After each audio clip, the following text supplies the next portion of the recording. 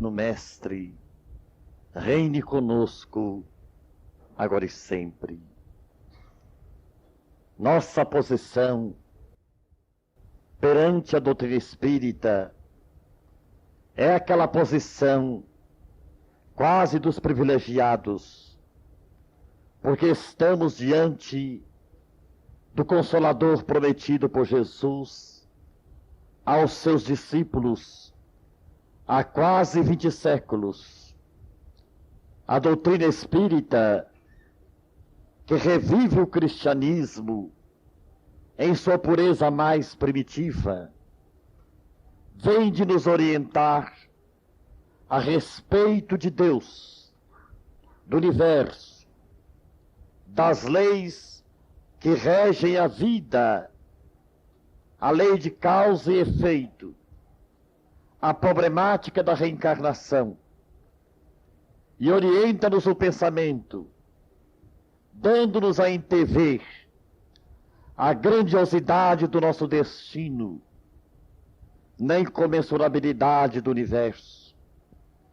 Nosso estágio na Terra é um estágio brevíssimo, transitório, aonde a reencarnação nos enseja a oportunidade de estudarmos e, ao mesmo tempo, de resgatarmos as nossas dívidas anteriores, pregressas, de outras migrações planetárias, e nos prepararmos conscientemente, mercê da fé raciocinada, que todos nós aurimos nas luzes abençoadas do Espiritismo, quanto ao nosso porvir imortalista. Vemos que Moisés constituiu a primeira revelação, Jesus a segunda revelação da humanidade, trazendo-nos o Evangelho, que é o livro bússola da nossa evolução espiritual.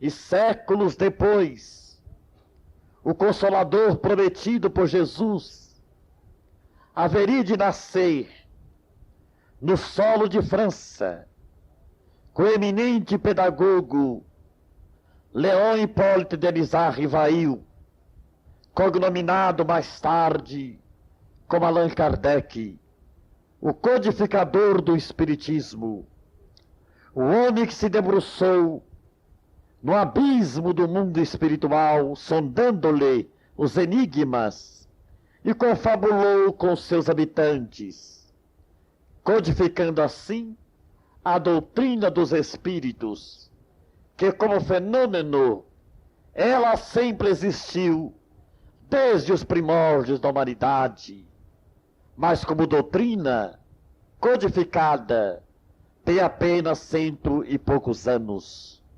E graças a esta doutrina, que raiou para o mundo a fé raciocinada, a certeza da imortalidade, da continuidade da vida após o túmulo, a transcendente responsabilidade do homem terrestre, quanto à preparação do seu futuro eterno, graças à doutrina espírita, todos nós hoje, beneficiados por essas luzes imperecíveis, já sabemos de onde viemos, o que é a vida, o que estamos fazendo na Terra, por que se sofre e para onde iremos após a nossa desencarnação.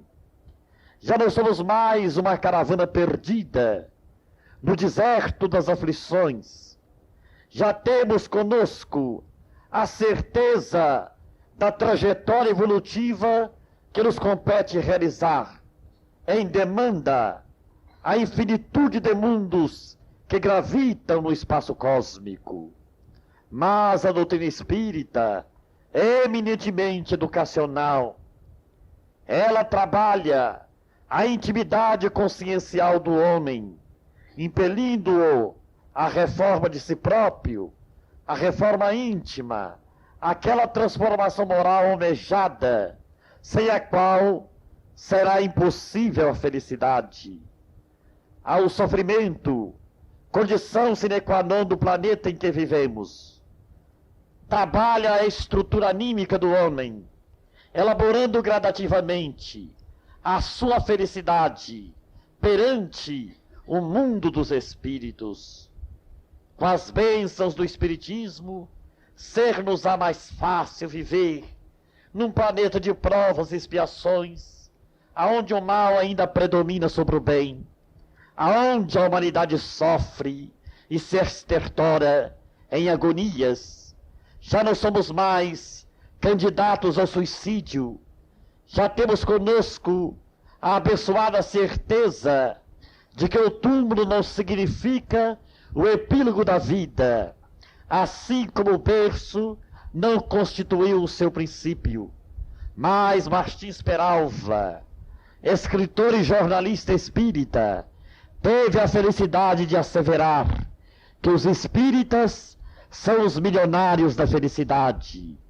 E parafraseando o notável escritor e jornalista, nós diríamos que os espíritas são os milionários da responsabilidade. Porque consoante o Evangelho segundo o Espiritismo, nos ensinamentos básicos de Jesus, muito se pedirá quem muito foi dado.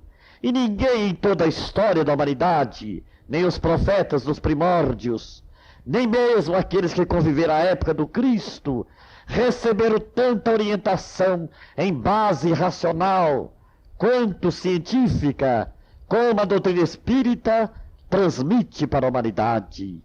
O próprio Jesus previra esta necessidade, porque a revelação ela é gradativa. À medida que os povos vão evoluindo intelectualmente, assimilando conhecimentos novos da ciência, tornando-se perfectíveis suas almas, revelações mais superiores, revelações mais profundas, mais completas, vem sendo dada à humanidade. E a terceira revelação, que é o Espiritismo, complementa as duas primeiras, a mosaica e a de Jesus do cristianismo.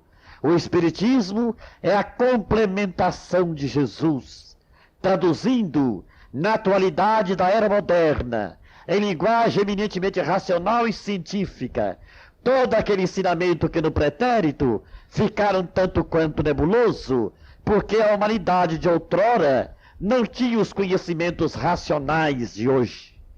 Então hoje, vivendo uma nova era para a humanidade, a doutrina espírita tem o trabalho, o indeclinável dever de libertar o pensamento humano das grilhetas da ignorância quanto à sua origem, constituição e destinação.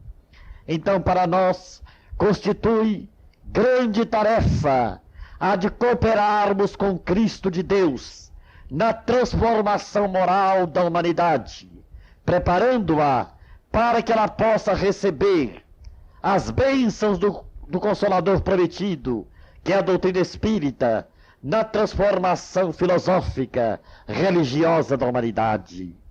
Porque só a doutrina espírita pode comprovar a inexistência da morte. Somente a doutrina espírita pode comprovar a reencarnação. E com esse conhecimento básico, porque a reencarnação é fundamental na evolução dos povos, das humanidades, dos seres, não apenas em se tratando da Terra, mas como de todos os mundos do espaço cósmico, porque nós sabemos, por Allan Kardec, da pluralidade dos mundos habitados. Todos os mundos que enxameiam na grande casa cósmica do universo são mundos habitados por humanidades infinitas, cada qual em suas gradações evolutivas. E a Terra poder-se-ia dizer que é um finitésimo grãozinho de areia diante do Sol, que é 1.300.000 vezes maior do que o nosso habitat terreno.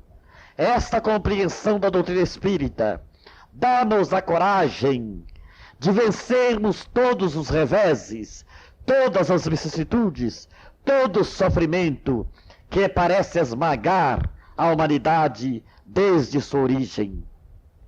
Com o abençoado entendimento espírita, nós todos somos convocados para o árduo trabalho de sua divulgação, dando testemunho a todo instante da beleza que é a doutrina espírita, para que todos possam conhecê-la. O espírita é o cristão moderno, dinâmico, atuante. Não se pode conceber o espírita estagnado, de braços cruzados na ociosidade. A fé espírita é aquela fé que comanda as criaturas para a bênção do trabalho em benditas realizações que transcendem a própria compreensão humana. Não há lugar, pois, para mentes ociosas. Todos nós somos desafiados a sairmos do nosso antigo e milenário egoísmo para sentirmos de perto as grandes dores da humanidade, a nossa família universal. Com esse pensamento, a guiar-nos pelas veredas da terra, ao olharmos os embora estrelado, aspiramos um dia sermos seus futuros cidadãos. Mas para que isto ocorra com a felicidade de uma vida espiritual feliz, esclarece-nos a doutrina espírita o inalienável dever de trabalharmos infatigavelmente na reforma moral de nós mesmos e na extensão do bem condicional para o próximo. A felicidade, pois, é uma construção no tempo e no espaço. Ela não nos vem por osmose, ela não nos vem de graça, é uma conquista de cada um no tempo. E para que isto se realize em profundidade dentro de nós, somos desafiados a combater as más tendências, os instintos ainda fortes, predominantes, animalizados, que cada um de nós tem dentro do próprio ser, transformando o homem velho em homem novo. E em busca do homem novo, a doutrina espírita vai trabalhando a nova humanidade do futuro. Por isto é a era nova, é o raiar de uma nova era para a humanidade. O novo ciclo evolutivo se aproxima da Terra.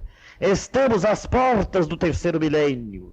A tempestade renovadora, ela envolve a humanidade toda. No norte e no sul, no leste e oeste do mundo, não há quem não esteja passando pelos processos kármicos de depuração, pelos sofrimentos morais ou físicos, para que o homem se prepare para o grande evento que se aproxima, a nova era da humanidade. E somente a doutrina espírita poderia ter a substância, a força de persuasão, de convicção, para resistir às investidas do materialismo e metamorfosear a religião na dinâmica do próprio espírito, tirando-a do museu da fé cega, fanática, paralítica, inerme, aonde o homem vive apenas de maneira contemplativa, sem atingir a plenitude da sua condição espiritual. O Espiritismo libertou-nos do medo da morte e explicou-nos que não existe um inferno eterno, aonde as almas pecadoras, aqueles que não puderam se redimir, vão permanecer eternamente em sofrimentos tenebrosos. O Espiritismo nos mostra que céu e inferno são estados conscienciais do homem. Aqui mesmo na Terra, podemos estar vivendo a nossa parcela de céu ou a nossa dimensão de inferno, conforme o nosso modus vivendi, o nosso comportamento diário. A fé espírita nos elucidou quanto aos enigmas do sofrimento, as desigualdades sociais, as desigualdades intelectuais, os desníveis dos próprios recursos econômicos, a diversidade dos caracteres, das aptidões.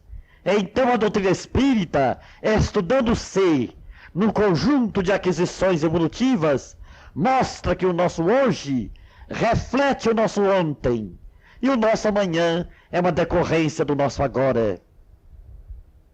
Não há mais enigma. Temos conosco a bússola direcional para viajarmos tranquilos na evolução planetária. Não nos falta informações, mas o grande desafio está conosco.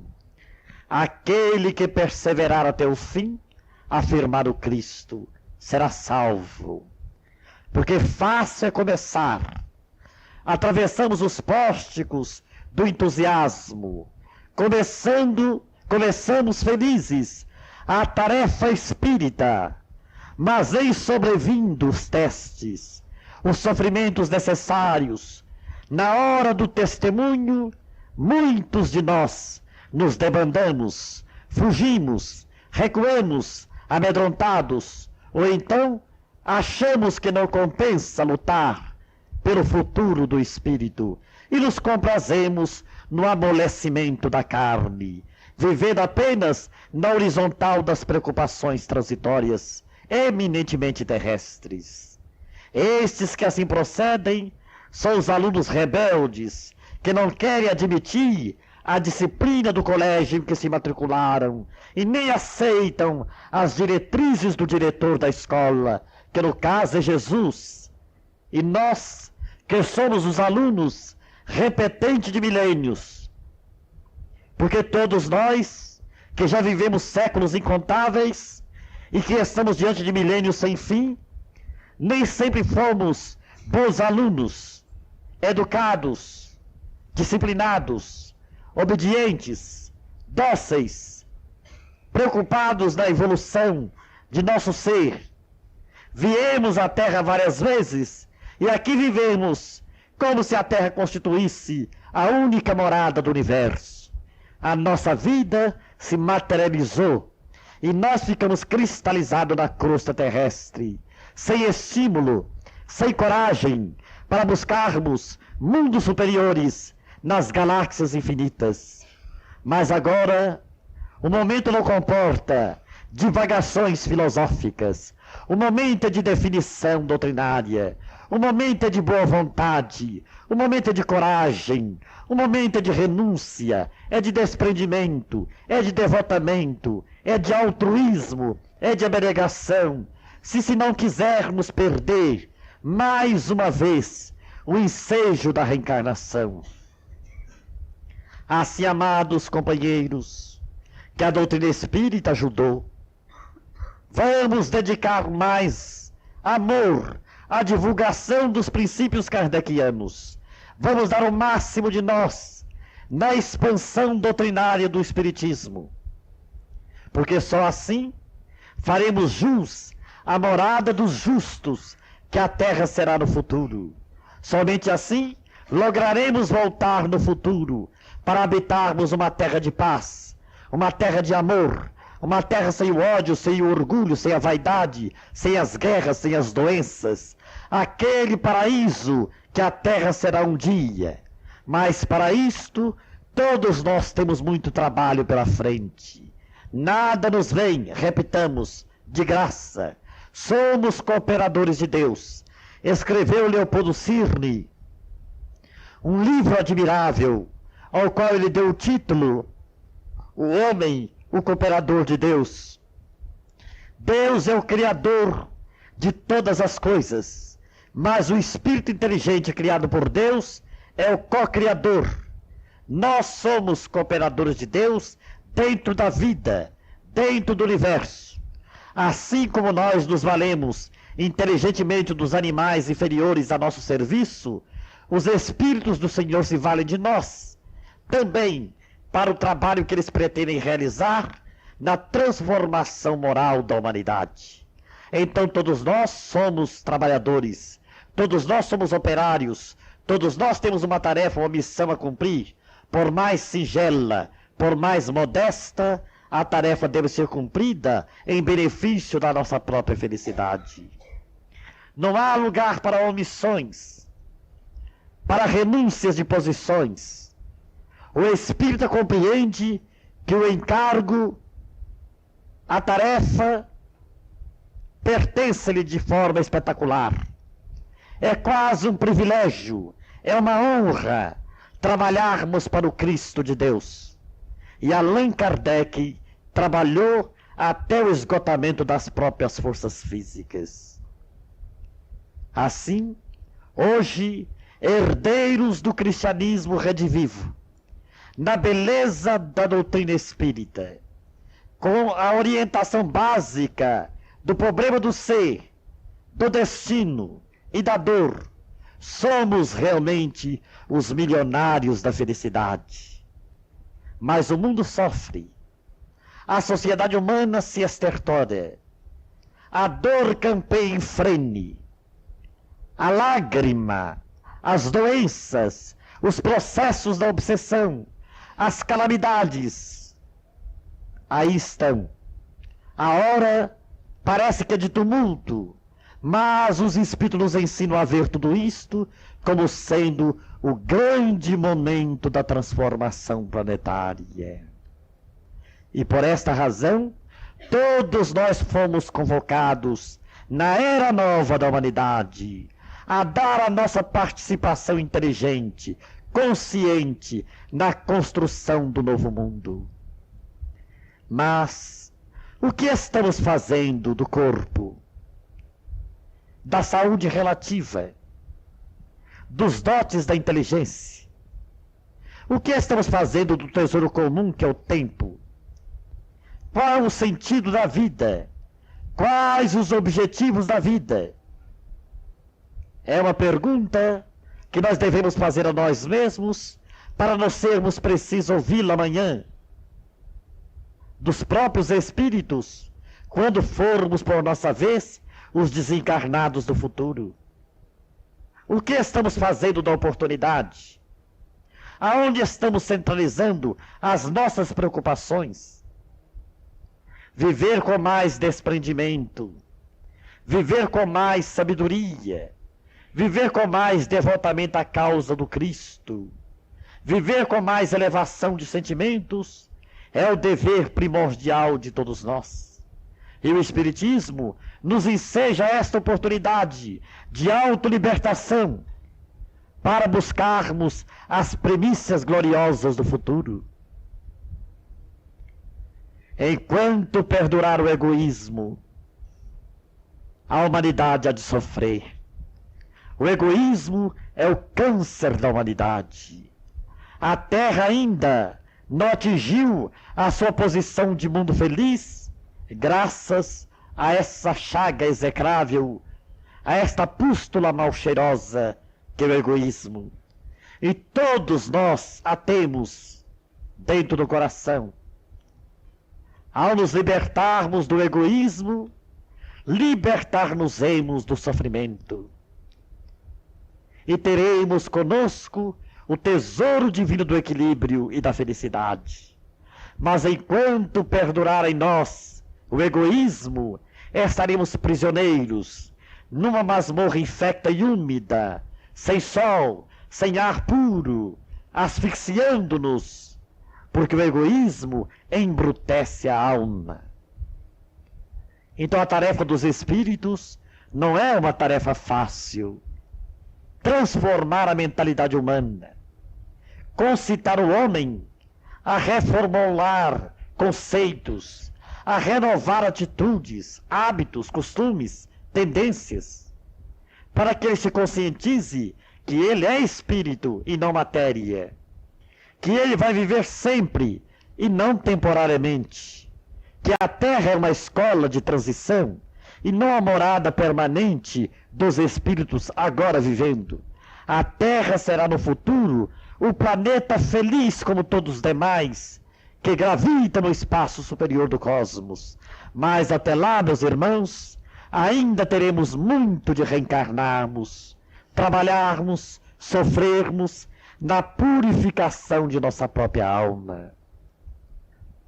Mas um aluno inteligente é aquele que aproveita ao máximo a presença dos professores, das estantes recheadas de livros, e estuda, tentando alcançar os mais elevados pontos da cultura. Assim é o símbolo da reencarnação. Ninguém veio à Terra para passear. A Terra não é lugar de turismo. Reencarnação não é excursão turística. Reencarnação é compromisso com a vida. Não é fácil conseguir um corpo. Muitos de nós ficamos na espiritualidade anos, muitos anos, aguardando uma oportunidade de um corpo carnal, a fim de começarmos uma nova vida, de recomeçarmos uma nova etapa evolutiva. Mas aí aqui chegando, nós nos acomodamos, somos como que anestesiados, olvidamos os imperativos dos deveres espirituais e nos comprazemos tão somente com a vida material que nos fala mais de perto aos sentidos, à sensibilidade, aos prazeres, à sensualidade, à avareza e todas as paixões humanas. É a razão porque a dor é a grande mestra das almas. A humanidade não poderia viver sem a presença do sofrimento, porque do contrário, a nossa evolução para Deus seria feita dentro de milênios insondáveis. Mas a dor ajuda a caminhar depressa. O sofrimento ajuda a caminhar mais rápido, porque quando o homem sofre, ele procura a solução para o seu sofrimento. Ele quer melhorar-se, ele quer ter uma explicação racional por que se sofre, ele quer um antídoto contra os seus males, ele quer uma libertação espiritual. Então, à medida que ele procura o conhecimento, ele se liberta da ignorância que o escravizava. Eis aí o tesouro da doutrina espírita, em bases de fé raciocinada. Meus irmãos, que maravilha para nós o conhecimento do Espiritismo. O Espiritismo faz o grande prodígio de nos dar a alta aceitação de nós mesmos, de não nos revoltarmos diante do sofrimento, de não buscarmos o suicídio, de não derraparmos para o homicídio, de não vivermos entregues ao materialismo, à dissipação. A doutrina espírita nos educa, ela aprimora as nossas almas, ela nos mostra que todos nós já vivemos da eternidade, embora estejamos no corpo. Tudo é questão apenas de dimensão vibratória. Mas muitos estão esperando desencarnar primeiro para começar a se renovar. Enquanto está aqui, quer viver aqui, apenas em função da matéria, gozando a matéria até a sua extinção. Depois, quando se torna espírito, começa a obsediar a humanidade, a vampirizar a humanidade, porque não se prepararam devidamente, passaram pelo mundo e não viveram. Passaram pela reencarnação e não souberam aproveitá-la. Depois da desencarnação, se transforma em espíritos sofredores, seres atormentados e atormentadores, que enxameia por toda a crosta da terra. Então não vamos permitir que isso aconteça conosco. Vamos atender aos apelos do Evangelho. Preparemos a nova era da humanidade. Tudo vai passar. As doenças vão passar. As guerras vão passar. Os terremotos vão passar. A discórdia vai passar. Tudo há de se renovar em relação ao espírito dentro do tempo.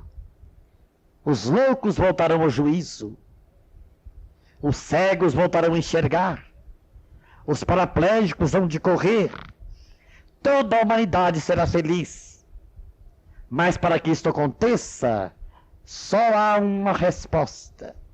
O grande trabalho que devemos realizar em favor de nós mesmos.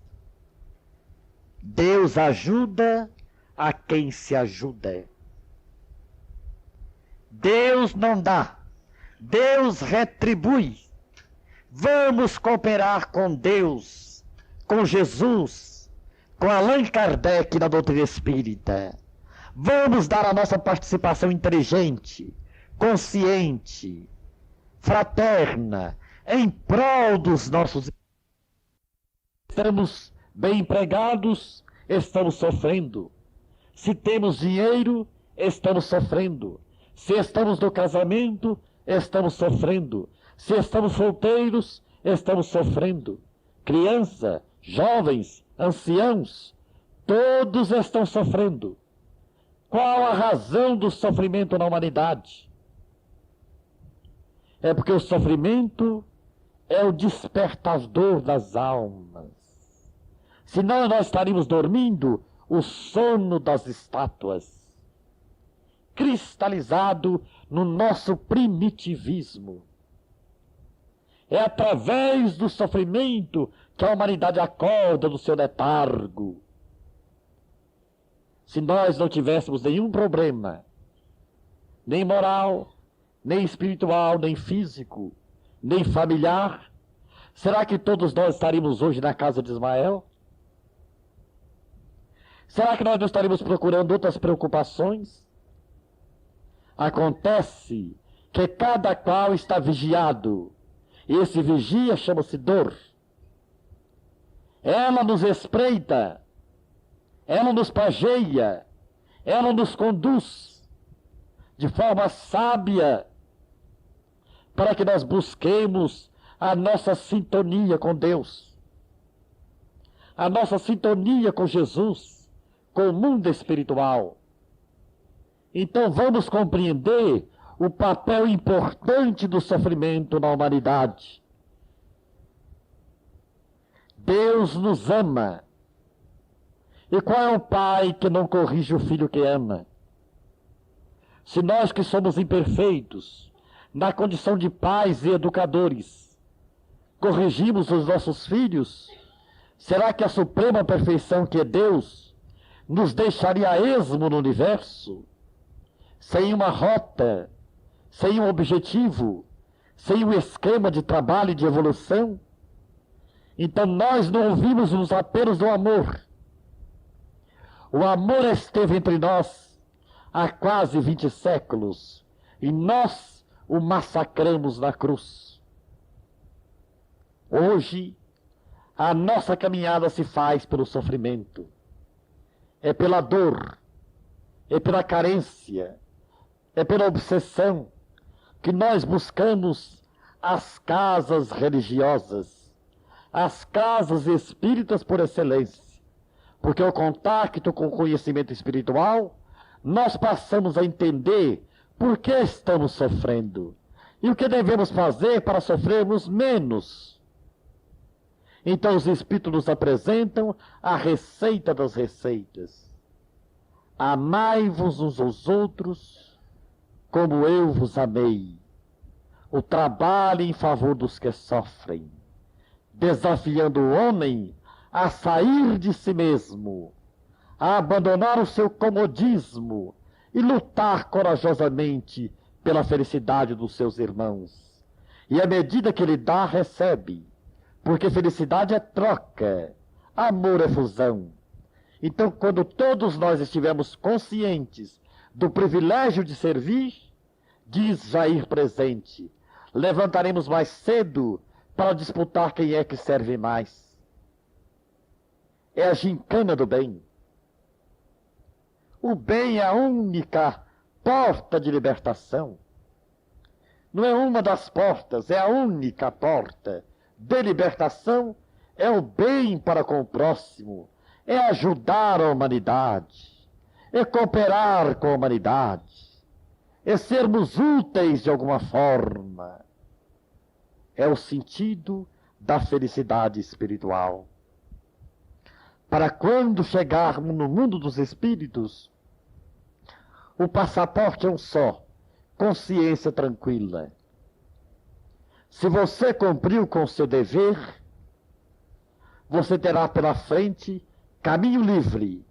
Se você foi negligente, ocioso, egoísta, indiferente, materialista, gozador, sinal vermelho. nem um passo à frente. Você vai sofrer a consequência de tudo isso e voltar em situações piores. O diretor da escola não brinca.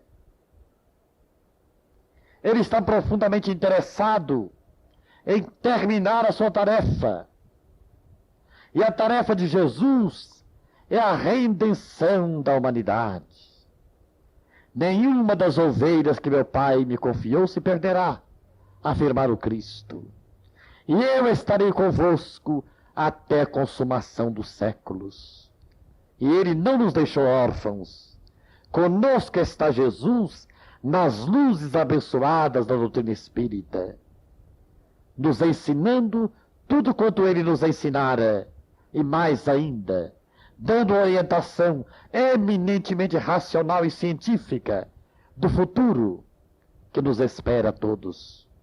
Então aproveitemos o estágio escolar da reencarnação, trabalhemos a nós mesmos, renovemo-nos. Às vezes, nós nos preocupamos muito em renovar o vizinho, mas nós não nos renovamos. A renovação do vizinho vem da nossa renovação. A maior pregação é o exemplo. Se nós não dermos o exemplo, a nossa palavra se perde. Mas à medida que nós vamos dando o exemplo, as pessoas vão se contagiando, sendo tocadas emocionalmente. Na hora moderna, entre tantos outros exemplos, vocês querem um exemplo maior que o Chico Xavier? Por que todos procuram-no? Porque ele tem para dar o exemplo do amor, o exemplo do devotamento, o exemplo da abnegação com Cristo, o exemplo da fidelidade à mediunidade, o exemplo da purificação. Então, espíritas companheiros, o Evangelho foi peremptório. A era nova lembrou-nos de Moisés, o profeta hebreu, que trouxe para a humanidade a primeira revelação nos 10 mandamentos da lei.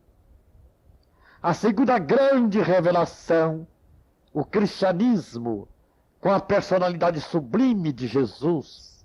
E a terceira revelação, que não é individual, é coletiva, temo-la com a doutrina espírita, ou doutrina dos espíritos.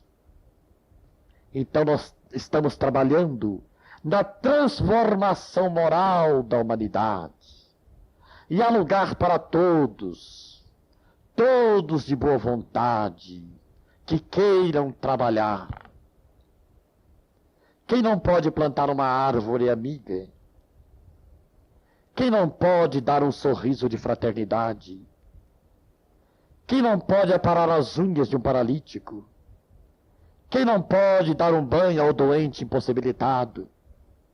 Quem não pode fazer uma visita ao hospital, aos presídios? Quem é que está proibido de perdoar o próximo? De estabelecer uma amizade sincera? De confraternizar-se uns com os outros? Mas às vezes, os anos passam e nós ficamos preocupados apenas com as coisas eminentemente materiais. Mais dinheiro, mais fortuna, mais casa bonita, mais status, mais clubes, mais praias, e lá se foi a reencarnação. Mas na hora do sofrimento, na hora do desprendimento do corpo, nós dizemos: meu Deus, compadecei-vos de mim, dai-me um pouco mais de tempo. Quem bradou isto foi a Elizabeth I da Inglaterra.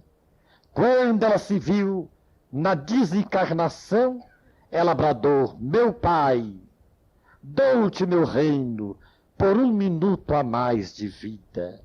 Mas era tarde. Ela não sabia que ela e o reino dela já era de Deus. E Augusto Comte, o criador do positivismo, quando compreendeu a sua desencarnação, quando ele se viu em espírito, ele olhou a terra e disse: é muito tarde para voltar agora. Reencarnação, vamos nos conscientizar, não é turismo.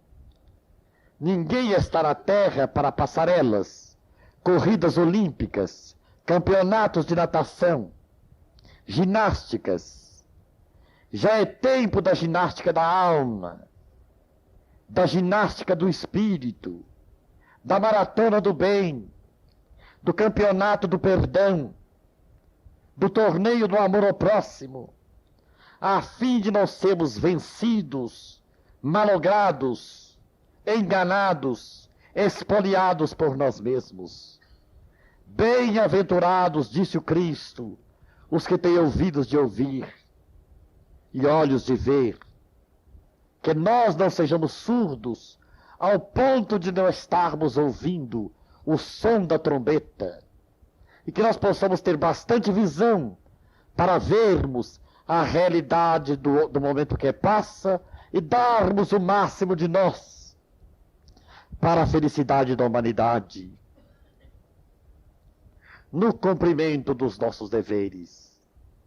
O homem só é infeliz porque permanece preso ao egoísmo.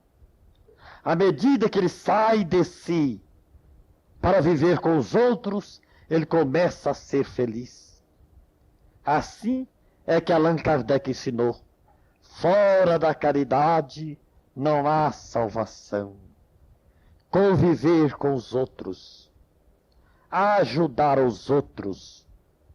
Um jornalista mineiro perguntou ao Chico Xavier, numa entrevista rápida: Chico, se você soubesse que a sua desencarnação estivesse marcada para hoje, o que você faria do seu dia?